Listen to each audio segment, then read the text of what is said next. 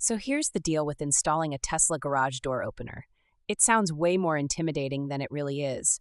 Most of the pain actually comes from finding the right settings and sync method, not from any tools, wires, or codes. Tesla calls it HomeLink, and it's not free on most models anymore.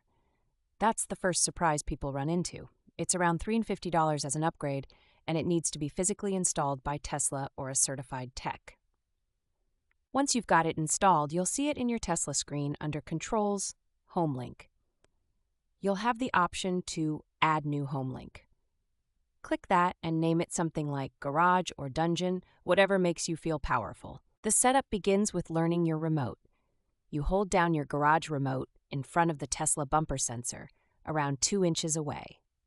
Keep it pressed until the system picks it up. Usually takes 30 to 60 seconds, which feels like forever. This is where most people mess up. You can't just press once like you're opening your garage normally.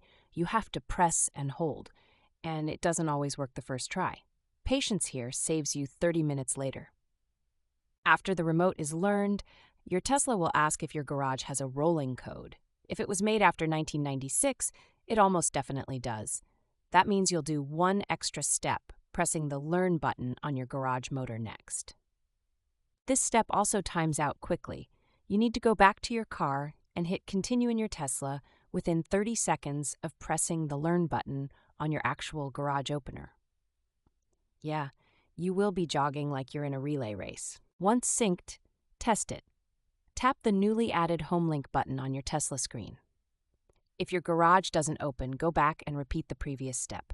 That's usually where the weak signal or timing error happened. Pro tip: you can set it to auto-open or auto-close when arriving or leaving your house. This is a quiet luxury until the day it closes while someone's under the door. So maybe don't enable auto-close until you trust it. If your garage uses a MyQ or smart system that doesn't use standard RF signals, HomeLink might not play nice. You might need a bridge, or worse, an old-school remote just for Tesla to learn from. I did this myself in Portland, and my biggest issue was the signal being blocked by the concrete in my garage. Ended up needing to mount an antenna to boost reception. If your car keeps failing to activate the door, it's probably that. You only have to do this once, but when it works, it's magic. No more fumbling remotes, no more keypad codes. It's one of those 10-minute jobs that pays off every single day, like having your house give you a high five on arrival.